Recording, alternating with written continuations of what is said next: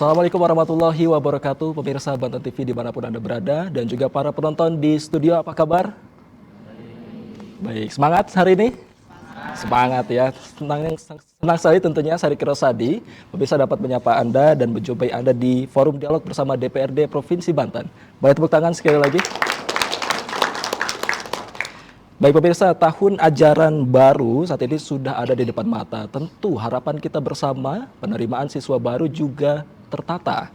Dan pada tahun ini jika beberapa tahun ke belakang ada istilah PPDB, tahun ini berganti nama menjadi SPMB atau Sistem Penerimaan Murid Baru. Pada kesempatan kali ini pemirsa kita akan coba membahas lebih detail terkait dengan SPMB dan juga tentu harapan komitmen mewujudkan SPMB 2025 yang transparan, akuntabel dan juga tanpa diskriminasi.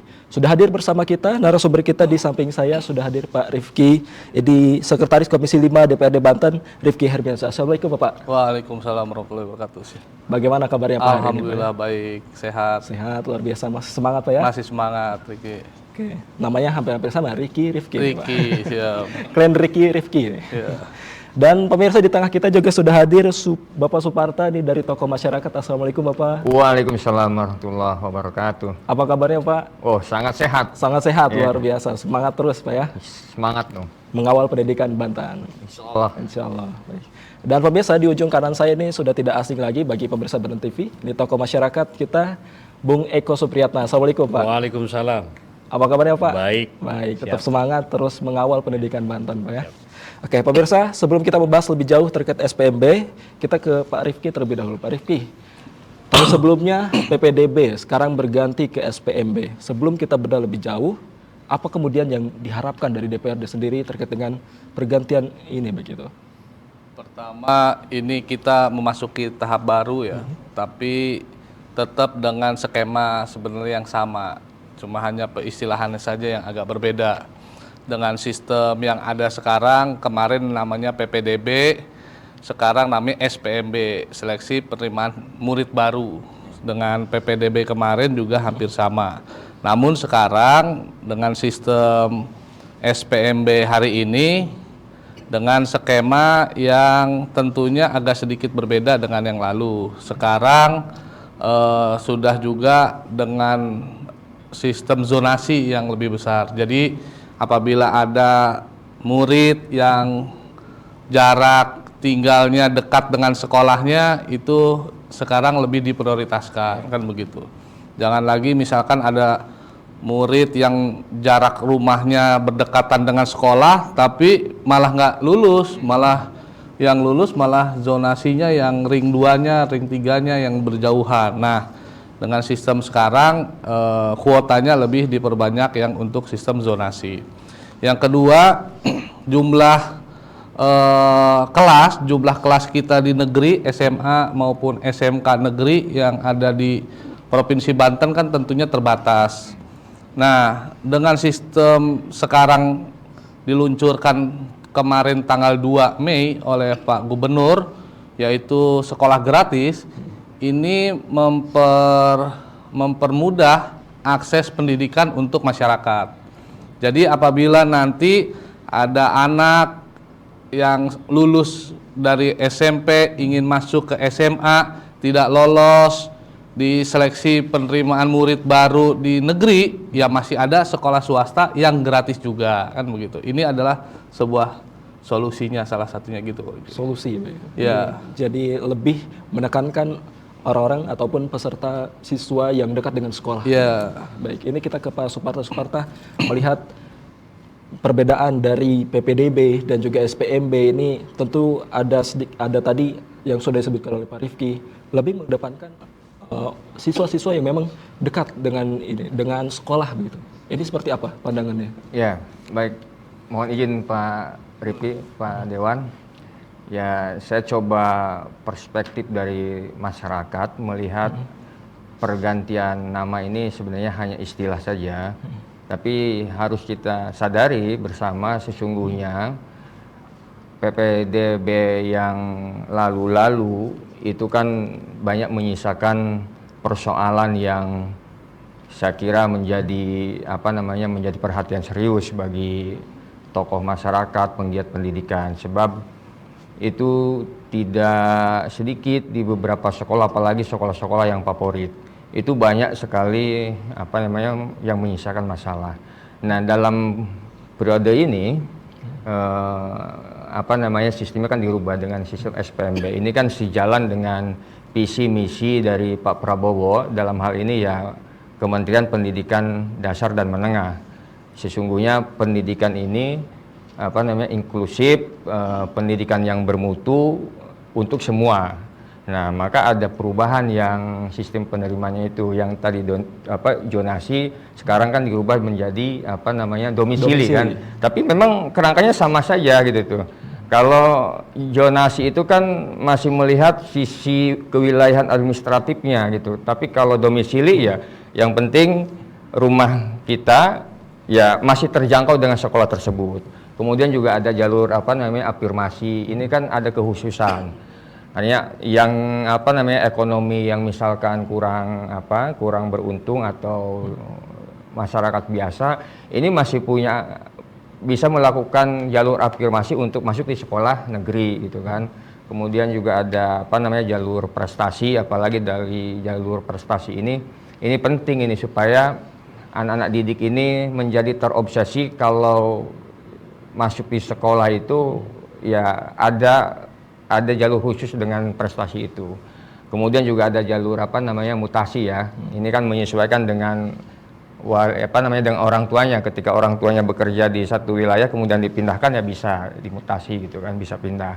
Nah, artinya bagaimana SPMB ini semangatnya untuk pemerataan yang berkeadilan untuk peserta didik. Saya kira mudah-mudahan SPMB ke depan ini tidak menyisakan masalah seperti PPDB yang sudah gitu kan, banyak masalah, ada isu di sini bayarlah, harus nyogoklah segala macam. Ini kan mencederai semangat pendidikan itu sendiri. Maka sebagai tokoh masyarakat, sebagai penggiat pendidikan, saya kira berkepentingan kita bersama untuk mengawal proses ini betul-betul tidak ada persoalan, betul-betul pendidikan ini transparan, kemudian akuntabel dan inklusif tanpa diskriminatif. Saya kira demikian. Inklusif tanpa diskriminatif. Yeah. Ini kita ke Bung Eko. Bung Eko, ini menarik. Kalau kita berbicara soal PPDB dan juga SPMB tadi sudah disebutkan. Apakah ini kemudian berdampak serius bagi dunia pendidikan atau hanya pergantian diksi belaka begitu? Iya. Saya mulai dengan prolog ya. Jadi pendidikan itu kan bukan melulu bangku sekolah atau masuk bangku sekolah, tapi di dalamnya adalah ada jalan menuju peradaban. Jadi maka setiap kebijakan apapun yang berkaitan dengan pendidikan, apalagi urusan masuk ke sekolah, itu harus bukan wilayah teknis atau administrasi, tapi ada wilayah-wilayah esensi kemanusiaan itu. Begini, perubahan istilah dari PPDB kepada SPMB itu husnuzon saya ya. Itu ada niat baru, perubahan baru atau arah baru, itu husnuzon saya. Tapi suuzon saya, apakah pergantian nama ini substantif atau hanya kosmetik administratif misalkan?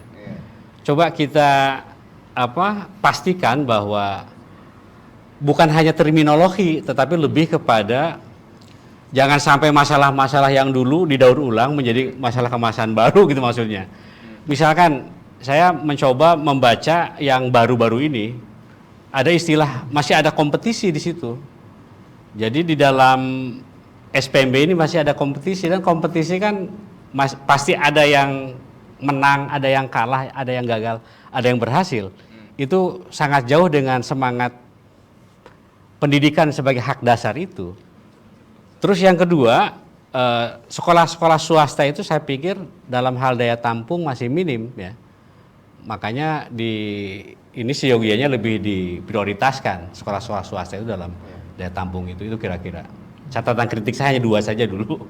Gitu. Jadi semakin menarik ini. Kita kembali ke Pak Suparta. Pak Suparta tadi melihat kemudian kita sistem dari SPMB ini. Kalau melihat skema SPMB begitu, ini skema ini apakah dapat menguntungkan? Kan tadi juga sudah disinggung oleh Pak Suparta bagaimana kemudian di PPDB kemarin ada beberapa persoalan-persoalan yang terjadi. Termasuk terkait dengan zonasi. Tapi kalau melihat skema SPMB ini, bagaimana Pak Suparta menilai?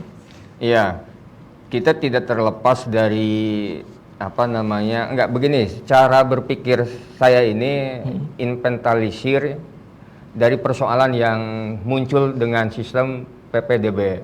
Nah, ini kan banyak upaya-upaya atau kecenderungan untuk memanipulasi alamat misalkan kan, supaya bisa masuk. Banyaklah hal-hal yang sifatnya administratif itu bisa dimanipulasi.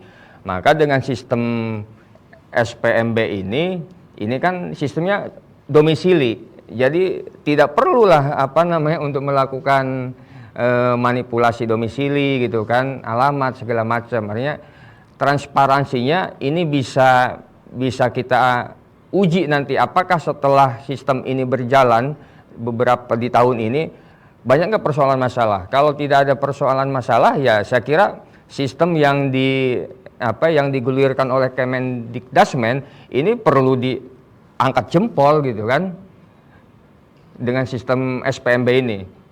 Di awal segmen tadi kita membahas bagaimana harapan dan juga kekhawatiran dari sistem SPMB ini sendiri. Kalau dari DPRD sendiri melihat SPMB ini, bagaimana kemudian pengawasan dari DPRD terhadap sistem yang baru ini? Yang pertama, kami kurang lebih 3-4 hari yang lalu melaksanakan rapat koordinasi dengan Dinas Pendidikan dan Kebudayaan Provinsi Banten. Kami meminta supaya ada ketegasan saat ini dari mulai tingkatan dinas sampai tingkat kepala sekolah, sudah tidak lagi ada titip-titip, sudah tidak lagi ada percaloan. Untuk apa di Provinsi Banten anggaran dana sekolah gratis itu besar kalau masih sekolah SMA, SMK kita titip-titip, percaloan masih banyak dan omong kosong semuanya kan. Dan kami dari DPRD Provinsi Banten terutama Komisi 5 membuka layanan posko pengaduan masyarakat apabila adanya praktek-praktek kecurangan seperti itu. Ini tentu hal yang keji, ada hak-hak yang mestinya anak-anak yang berprestasi masuk, namun karena ada anak pejabat, titipan ini itu ya kan, akhirnya yang berprestasi anak yang mestinya hak di situ tidak masuk. Nah, ini kan menjadi soal, dan kami di Komisi 5 membuka posko pengaduan apabila masyarakat ada bukti, ada kecurangan di bawah, titip-titip, calo-calo, laporkan ke kami akan langsung sampaikan ke Pak Gubernur agar kepala sekolah yang bersangkutan nanti itu dicopot begitu. Ini bisa dijelaskan mungkin kepada pemirsa bagaimana kemudian jika para penonton misalkan menemukan hal-hal tersebut, ini dilaporkan ke Komisi 5 lewat apa nih Pak? Ya silakan laporkan ke DPRD, karena DPRD ini kan rumah rakyat, tempat mengadu. Silahkan laporkan bukti-bukti ya kan, bahwa di situ ada praktek-praktek percaloan, kalau mau masuk harus bayar sekian-sekian, ada titip-titip pejabat dan di mana di situ masuk, laporkan ke kami, berikan buktinya, kami akan lakukan tindakan tegas. Dan Pak Gubernur Andra Soni sudah menyampaikan zero titip-titip, tidak lagi ada titip-titip. Tahun ajaran 2025-2026 tidak lagi ada praktek seperti itu. Dan apabila ada praktek seperti itu, saya akan tindak tegas, kata beliau begitu pada saat peresmian SMK Negeri 15 di Kabupaten Tangerang, menyampaikan seperti itu. Jadi sesuai dengan visinya, adil makmur tanpa korupsi. Adil Banten maju, adil merata, tidak korupsi. Tidak korupsi. Gitu. Luar biasa. Ini kita kembali ke Bung Eko. Bung Eko, dari SPMB ini kita mendengar perubahan tadi zonasi menjadi domisili. Apa kemudian PR di PPDB sebelumnya yang menggunakan zonasi kemudian sekarang berubah menjadi domisili, dan apa kemudian poin penting yang harus diperhatikan oleh pemerintah seperti itu? Ya, menurut saya PR ya untuk ke depan tuh minimal 3 hal lah. Pertama adalah sistem yang kuat. Yang kedua adalah integritas pelayanan yang tadi Pak Dewan bilang. Yang ketiga adalah partisipasi publik. Nah, pertama, sistem yang kuat itu bukan soal teknologi yang canggih, sistem yang canggih, tetapi adil ya. Jadi kita hebat teknologi di atas kertas, tetapi urusan problematik di lapangan tidak bisa menyelesaikan. Zonasi yang tidak jelas, misalkan afirmasi yang tidak ada sosialisasinya. Lalu yang ketiga, perengkingan yang banyak titip-titipan, kan begitu. Terus yang kedua, integritas pelayanan. Tadi Pak Dewan keren ya, jadi ada hotline pengaduan ya. Karena perlu dibentuk juga Pak Dewan tim independen, itu gabungan dinas, DPR, tokoh masyarakat, akademisi atau LSM itu untuk memantau ya, atau kita audit acak lah sekolah-sekolah itu, dan perlu disanksi kayak di Surabaya kan, beberapa ini dianulir dan yang curang dihukum kan begitu. Nah yang ketiga, partisipasi publik, memang butuh kanal aduan ya yang 24 jam, atau yang lebih cerdasnya mungkin DPRD buat sebuah award kabupaten kota yang berintegritas mana saja. Atau kita jarang tuh simulasi SPMB ya, latihan-latihan untuk pelatihan edukasi untuk para panitia-panitia itu kira-kira catatan PR-nya. Ada catatan dan PR yang harus diperhatikan. Gitu.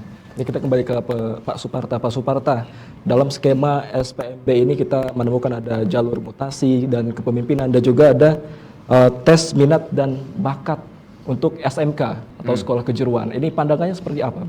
Iya. Memang di jalur SPMB ini jalur salah satu jalur dari prestasi ini kan mengangkat minat dan bakat peserta didik itu sendiri. Karena dari keempat jalur itu tentu jalur prestasi ini juga persentasinya tidak harus diabaikan gitu kan.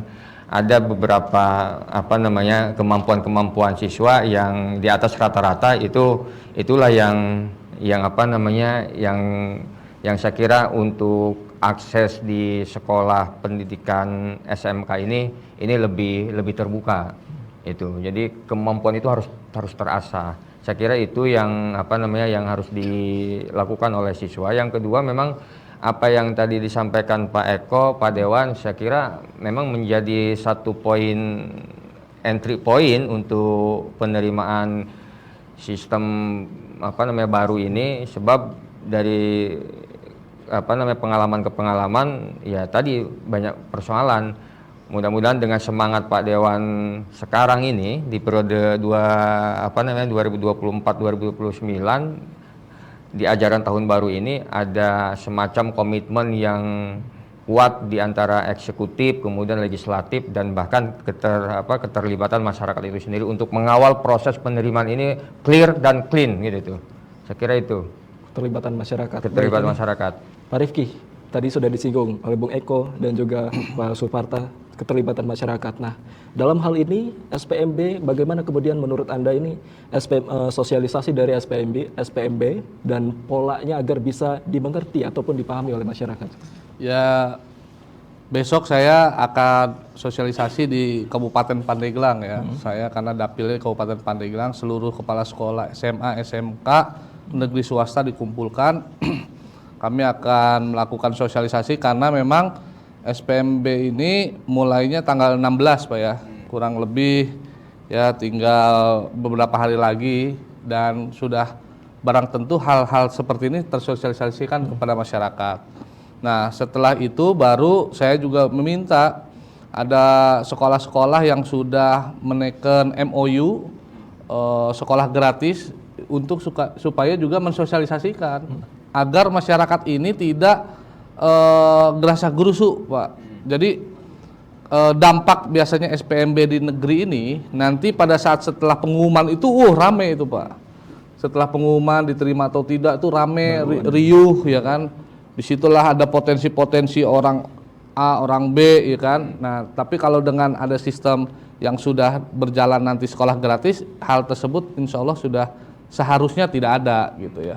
Karena memang begini Pak Eko, Pak Suparta, hal ini adalah hal yang baru, sekolah gratis skemanya seperti ini baru, SPMB juga sistem skemanya baru, tentunya nanti akan ada turbulensi, wajar adanya penyempurnaan untuk tahun-tahun mendatang. Memang ada hal-hal baru yang dimana SPMB-nya baru, sekolah gratis di Provinsi Bantennya juga baru, pasti ada adalah 1-2 nanti perbaikan-perbaikan. Nah, penyempurnaan itu ya nanti keterlibatan masyarakat, keterlibatan tokoh-tokoh di dalamnya penting menjadi bahan masukan untuk evaluasi ke depan. Tapi kami berharap agar hal tersebut jangan sampai terjadi, ya sudah diantisipasi dengan beberapa hal nanti termasuk sosialisasi yang ke masyarakat itu. Langsung sosialisasi ke masyarakat. Esok langsung Pak berangkat. Besok. Besok langsung berangkat. Iya. Luar biasa. Semangat Pak Rifki ya. Kita ke Pak Suparta ini, kalau kita melihat dari tahun ke tahun, tentunya setiap sistem, termasuk PPDB kemarin, ini punya problematik tersendiri. Kalau melihat problematik yang ada di PPDB kemarin dan kita melihat di SPMB sekarang, bagaimana tanggapannya? Iya, saya kira melihat dari banyak pernyataan yang disampaikan dalam hal ini Kemendikdasmen, ya. Kenapa istilah ini dirubah menjadi SPMB? Tentu dari analisis yang kacamata makro ya, banyak di beberapa provinsi yang menyisakan masalah sehingga sistem ini diganti nama. Supaya apa? Semangat untuk pemerataan pendidikan itu betul-betul dijamin gitu tuh. Jadi pendidikan yang inklusif itu tidak hanya menjadi lip service saja, bahwa pendidikan adil, merata dan bermutu itu betul-betul. Maka dengan sistem SPMB ini saya kira memang untuk menghindari praktek-praktek tadi kecurangan, manipulasi data, manipulasi domisili dan seterusnya. Sehingga mudah-mudahan dengan sistem ini tanggung jawab moral kita ini untuk mengawal apa yang disampaikan Pak Dewan, saya sangat setuju membentuk pos pengaduan segala ini menjadi entry point yang harus betul-betul dikawal. Jangan takut dan jangan sungkan kalau kita sebagai masyarakat menemukan ada indikasi itu curang di beberapa sekolah, jangan takut, kita harus bersuara karena pendidikan adalah hak dasar yang harus kita miliki oleh setiap warga negara gitu kan. Apalagi Pak Dewan ya saya kira ya orang yang paling lantang lah dari 100 dewan di Provinsi Banten gitu kan. Nah, saya kira kita punya rasa optimis untuk mengawal proses ini. Kita ke Bung Eko kali ini. Bung Eko, tadi kita melihat bagaimana persoalan dan juga harapan. Ini kalau kita melihat kemarin di PPDB itu ada yang dikeluhkan masyarakat terkait dengan sistem zonasi, yang mana orang yang sudah dekat dengan lokasi sekolah tapi tidak diterima begitu. Ini kalau melihat dengan skema SPMB ini, bagaimana menurut pandangan Bung Eko?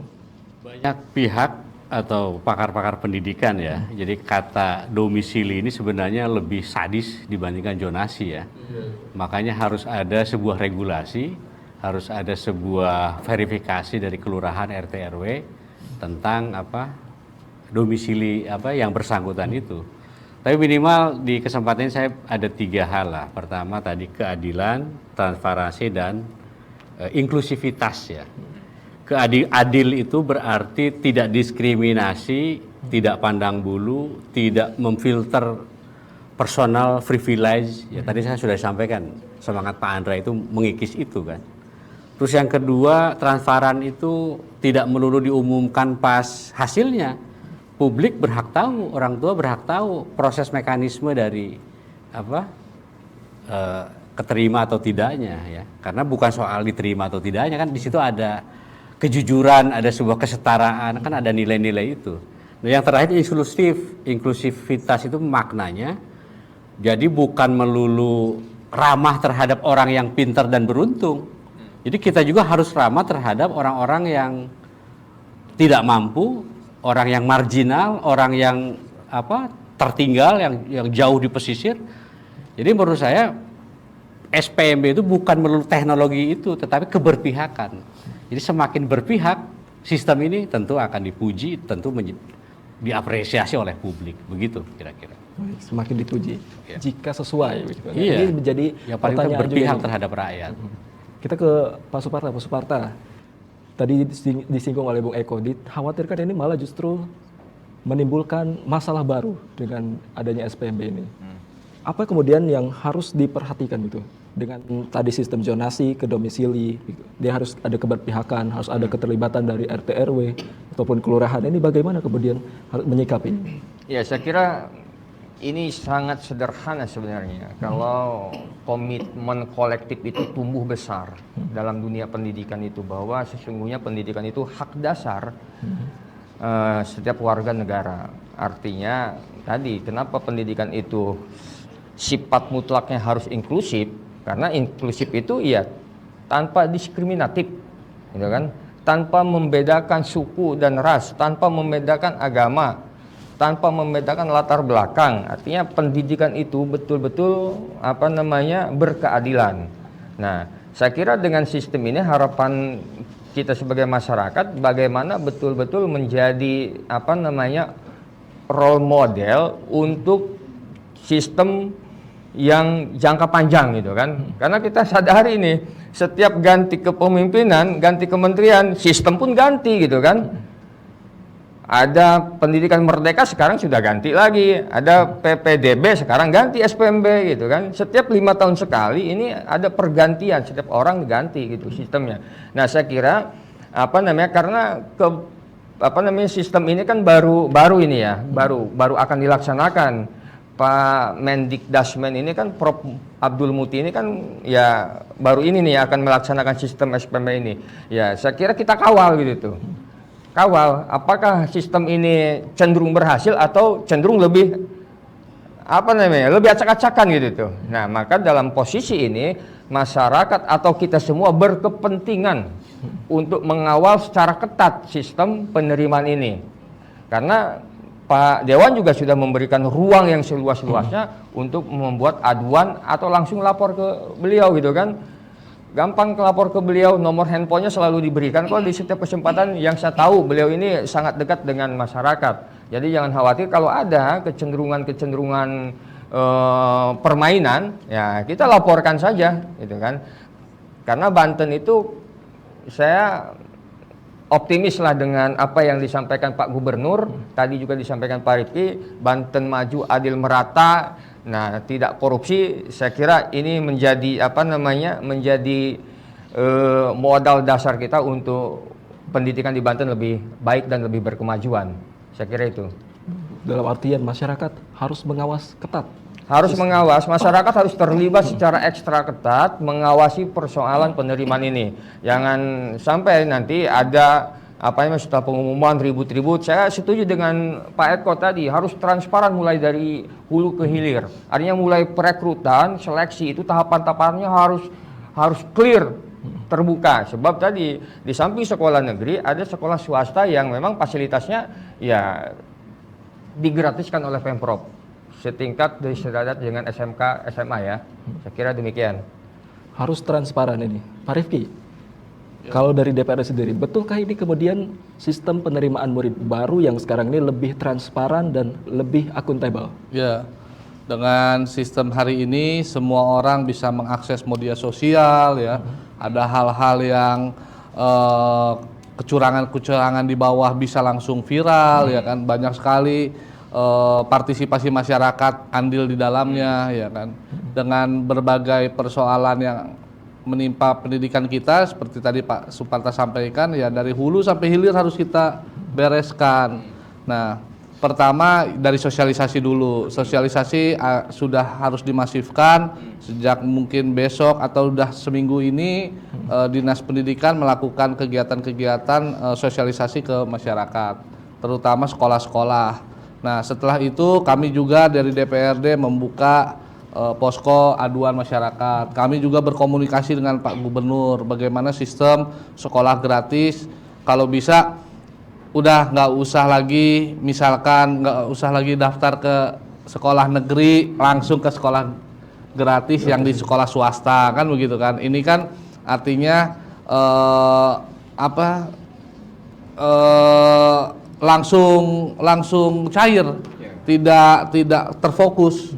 Biasanya kan dulu begitu sekolah, kenapa peminatan negeri itu lebih banyak? Karena di negeri itu sekolahnya gratis. Tidak ada biaya ini itulah. Untuk apalagi sekarang kan uang di sekolah swasta juga sudah gratis.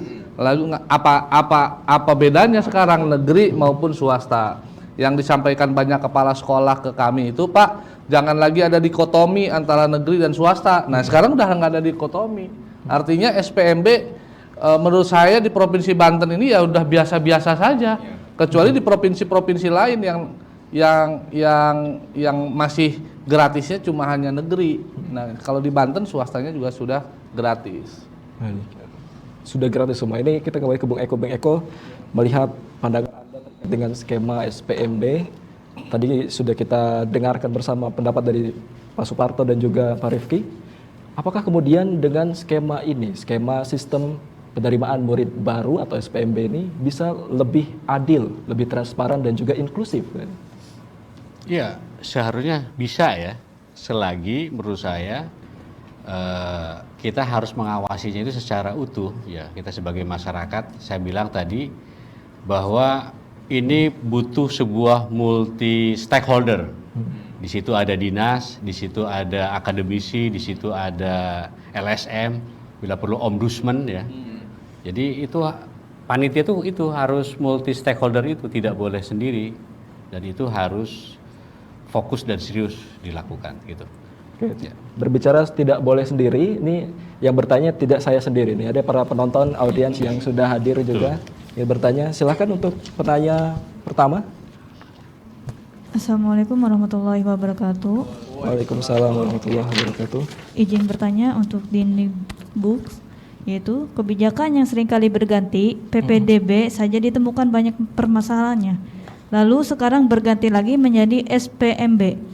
Apa yang perlu digarisbawahi dalam SPMB ini agar proses mudah dimengerti masyarakat dan masyarakat tidak dirugikan tentang ini? Sekian dan terima kasih. Oke, baik. Pertanyaan selanjutnya silakan. Assalamualaikum warahmatullahi wabarakatuh. Waalaikumsalam. Izin bertanya untuk Bapak tokoh masyarakat. Menurut Bapak, sistem dan kebijakan yang sering berganti apakah mempengaruhi pola pikir dan karakter masyarakat nantinya? Apa harapan Bapak terkait terkait SPMB ini? Terima kasih. Oke. Pola pikir dan juga kebijakan sering berganti ya. Selanjutnya Mbak, silakan Mas. Waalaikumsalam warahmatullahi wabarakatuh. Izin bertanya buat Bapak DPRD, bagaimana peran DPRD Banten dalam mengawal proses SPMB tahun ini agar berjalan transparan, akuntabel dan tanpa diskriminasi? Terima kasih. Oke. Tadi sudah ada 3 penanya dari para penonton kita. Ini mungkin dari pertama kita ke Bung Eko terlebih dahulu. Bung Eko tadi ditanyakan bagaimana kemudian menurut Pak Eko nih terkait dengan sistem kebijakan yang sering berganti.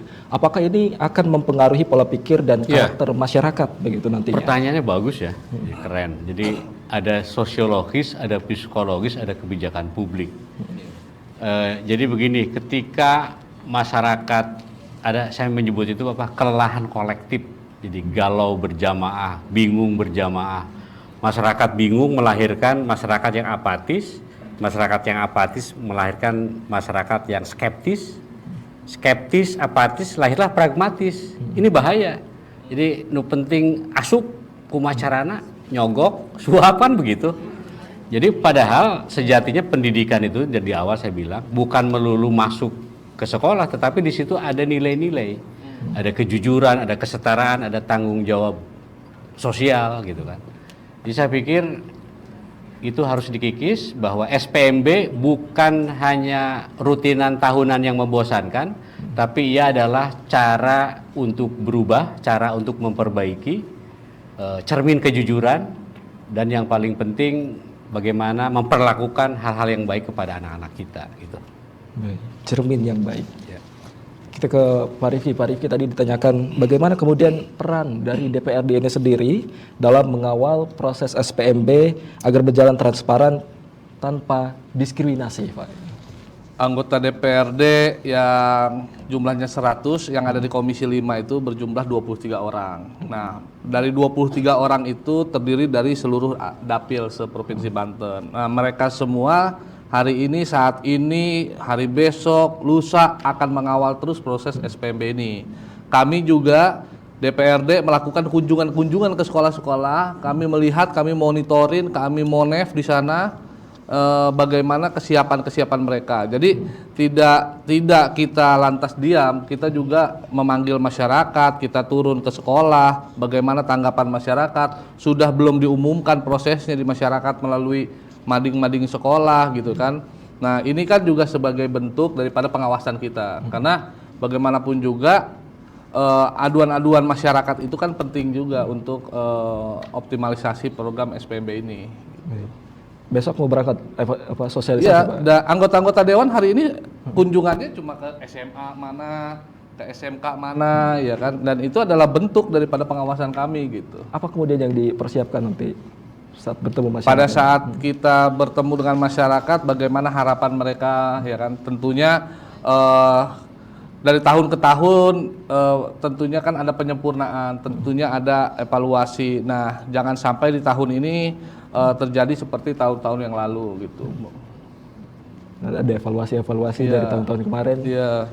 Oke, baik, kita ke Pak Suparta. Tadi ditanyakan oleh audiens, ini kebijakan seringkali berganti. PPDB kemarin saja ini banyak ditemukan permasalahan, lalu sekarang berganti lagi gitu menjadi SPMB. Apa yang perlu digarisbawahi tadi ditanyakan dalam SPMB ini agar prosesnya mudah dimengerti? Karena kan kemarin baru PPDB kan baru, sudah berganti lagi jadi SPMB, ini baru lagi gitu. Ini bagaimana agar caranya agar mudah dimengerti oleh masyarakat dan masyarakat tidak dirugikan? Iya, ya, saya kira yang pertama soal ini kan sistem itu satu kesatuan perangkat yang memiliki tujuan.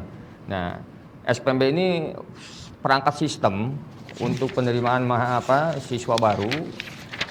Maka yang sebelumnya PPDB ini kan dievaluasi oleh kementerian yang baru ini kan, dievaluasi sisi sisi keberhasilannya, sisi kelemahannya, sisi kekurangannya, sehingga dirubahlah dengan istilah SPMB.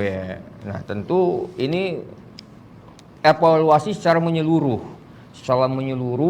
sehingga dibentuklah yang namanya SPMB. Nah, SPMB ini tentu punya kelemahan atau punya kelebihan, ya tentu kita juga belum bisa mendeteksi secara dini ya apa kelemahannya gitu kan, sebab ini belum diberlakukan, mau baru dijalankan di ajaran baru ini gitu. Nah, yang jelas kita sebagai warga negara, prinsip dasar pendidikan itu adalah berkeadilan, menjangkau ke semua lapisan. Itu yang harus menjadi spirit pendidikan sekarang. Jadi sistem SPMB ini harus menyeluruh, harus inklusif, berkeadilan, tidak melihat latar belakang suku, agama atau warna kulit. Nah, saya kira itu yang harus diperhatikan. Iya. Baik, kita kembali ke Pak Rifki. Sejauh ini bagaimana kolaborasi dengan stakeholder terkait dengan penerapan SPMB ini? Ya, kami saat ini tentunya membuka tadi yang saya sampaikan, posko pelayanan pengaduan masyarakat. Barangkali nanti pada saat proses-proses ini ada masyarakat yang ingin mengadu, ya kami punya corong pengaduan itu. Dan di media sosial saya juga di Facebook maupun Instagram, saya juga suka mendapatkan keluhan, misalkan jalan rusak, adanya sekolah ini itu gitu kan. Itu adalah merupakan ya sekolah yang tidak layak, banyak yang bocor. Itu aduan-aduan seperti itulah yang hari-hari kami begitu. Dan tentunya SPMB ini adalah salah satu fokus kami di bulan pendaftaran di bulan Mei Juni ini, agar supaya nanti sekolah-sekolah yang terbuka, yang negeri ini, ada yang negeri yang favorit ini, ya kalau bisa adil merata. Jadi yang favorit itu bukan cuma SMA 1, SMA 2, ya kalau bisa SMA-SMA yang lainnya juga berkualitas gitu kan, jadi favorit gitu. Itulah visi misi kami di DPRD. Makanya misalkan ada sekolah SMA yang laboratoriumnya perlu penyempurnaan, kami support dari sisi anggaran. Di Pandeglang ada SMK 3 Pandeglang, ada Nautika di situ, kapal laut. Tapi ternyata kapalnya belum ada, kami support bagaimana mereka bisa berlayar, SMK pelayaran tapi nggak punya kapal kan begitu. Nah, kami support begitu. Nah, gitu kan. Nah, itulah mungkin ya kerja-kerja kami lah di Dewan, dan ini butuh support dari masyarakat. Gitu. Baik, terima kasih. Kita kembali ke Pak Suparta. Pak Suparta, melihat skema SPMB atau sistem ini yang tadi sudah disebutkan, tentu ini jadi salah satu penyempurnaan atau evaluasi dari sistem-sistem sebelumnya, sistem penerimaan murid baru sebelumnya, salah satunya PPDB begitu. Ini kemudian apakah sistem ini menjawab begitu terkait dengan permasalahan-permasalahan yang sering dikeluhkan oleh masyarakat? Ya, saya kira alat ukurnya kita bisa melihat nanti setelah proses sistem ini berjalan di tahun ini. Apakah sistem ini menjadi jawaban yang solutif terhadap permasalahan sebelum-sebelumnya? Kalau bisa menjawab, saya kira ya perlu diapresiasi dengan sistem SPMB ini. Tapi terlepas itu semua, yang lebih terpenting di atas segalanya ya sesungguhnya pelibatan masyarakat itu yang harus betul-betul optimal gitu untuk mengawal sistem ini. Nah, kemudian juga legislatif juga Pak Dewan, mumpung ada Pak Dewan ya betul-betul harus harus ekstra keras mengawal proses ini sehingga masyarakat tidak ada yang dirugikan, khususnya masyarakat Banten dalam sistem ini. Saya kira itu, dan sosialisasi juga betul perlu continue ini karena waktunya juga sudah mepet kan, penerimaan siswa di bulan ini kan sudah mulai ini kan di pertengahan. Artinya masyarakat ini harus menjangkau informasi yang yang memadai soal sistem ini sehingga tidak ada yang dirugikan. Betul-betul pendidikan itu menjangkau, adil, bermutu. Baik, ini yang ingin saya tanyakan juga nih ke Pak Rifki. Kita kembali ke Pak Rifki, pemirsa. Pak Rifki, terkait dengan SPMB ini kan ada transparansi data terkait dengan kapasitas sekolah negeri, dan ini bertepatan juga dengan skema sekolah gratis gitu. Ini kemudian bagaimana Anda menilai peluang mereka untuk diterima, apa yang harus dilakukan begitu terkait dengan transparansi ini agar proses SPMB benar-benar transparan? Peraturan dari Menteri Pendidikan Dasar dan Menengah saat ini, kalau saya tidak salah, satu kelas itu harus maksimal 30 atau 35 siswa ya. Kalau lebih dari 35 siswa maka tidak masuk ke daftar Dapodik. Nah, ini kan berarti tadinya satu kelas 40, ada yang gemuk bahkan dipaksakan jadi 45. Kalau peraturannya sekarang di Dapodiknya harus maksimal satu kelas itu 35, berarti 35 kursi aja yang harus dipersiapkan kan begitu. Nah, ini juga kan harus tahu masyarakat gitu. Tapi saya punya keyakinan setelah kami rapat koordinasi dengan dinas bahwa SPMB tahun ini sepertinya tidak seperti tahun lalu. Jadi karena sekolah ini sudah swasta ini gratis, yang tadinya peminatannya ke sekolah negeri yang ini, akhirnya sekarang udah mulai ke sini gitu Pak. Udah ada pergeseran, udah mau ke sekolah swasta, dan MOU-nya juga ternyata sudah banyak sekolah-sekolah swasta yang sekarang sudah sosialisasikan lewat spanduk, lewat baliho bahwa mereka sudah menerima program sekolah gratis dari provinsi kan begitu. Dan kelihatannya daftarnya juga udah lebih banyak daripada sekolah negeri gitu kan. Animo masyarakatnya lebih banyak. Iya, enggak, sekolah swasta yang ada saat ini yang mendaftar program sekolah gratis jumlahnya lebih banyak daripada sekolah negeri yang ada gitu. Setiap kabupaten kota sekolah negeri maksimal paling kan adanya cuma hanya SMA negeri sampai SMA negeri 15. Nah, sedangkan sekolah swasta itu lebih banyak jumlahnya. Sekolah swasta lebih banyak jumlahnya. Oke. Iya. Tak terasa ini kita sudah berada di penghujung acara pemirsa, dan mungkin dari Bung Eko terlebih dahulu ada yang ingin disampaikan kepada pemirsa. Ke kamera, ke Bang Ucis. Bang Ucis di sebelah sini soalnya.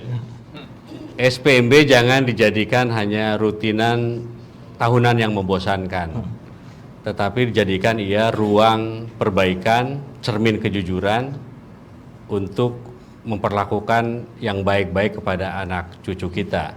Sebagus apapun program, sebagus apapun sistem, pada akhirnya akan ditentukan oleh kapasitas, integritas, konsistensi dari pemerintah yang menjalankannya. Itu. Baik, boleh tepuk tangan. Terima kasih Bung Eko sudah hadir menemani kita di forum dialog. Selanjutnya Pak Suparta silahkan. Ya, saya kira sistem ini jangan ada lagi dikotori atau dirusak dengan mentalitas yang yang menjamah, yang tidak bertanggung jawab. Karena sesungguhnya sistem apapun itu saya kira bagus kalau pelaku daripada sistem itu bagus juga integritasnya. Maka karena itu saya kira sistem ini harus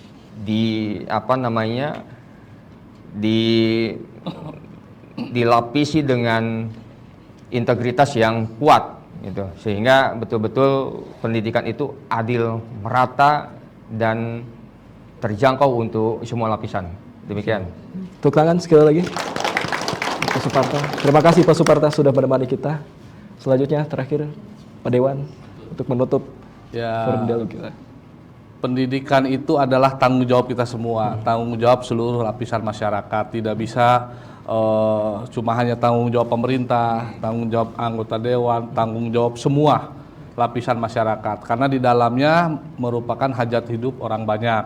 Maka dari itu saya meminta doanya dari seluruh masyarakat agar supaya SPMB ini dapat berjalan dengan lancar, ya sesuai dengan apa yang kita cita-citakan, dan tidak lagi ada masa-masa yang nantinya membludak dan yang kecewa. Itu aja. Boleh tepuk tangan dong. Sekali lagi saya ucapkan terima kasih Pak Rifki, Pak Suparta, dan juga Bu Eko sudah hadir dalam forum dialog kita pada kesempatan kali ini. Dan pemirsa, terima kasih sudah menyaksikan forum dialog sampai akhir dialog. Untuk itu saya Riki Rosadi dan kru yang bertugas pamit undur diri dan sampai jumpa. Wassalamualaikum warahmatullahi wabarakatuh.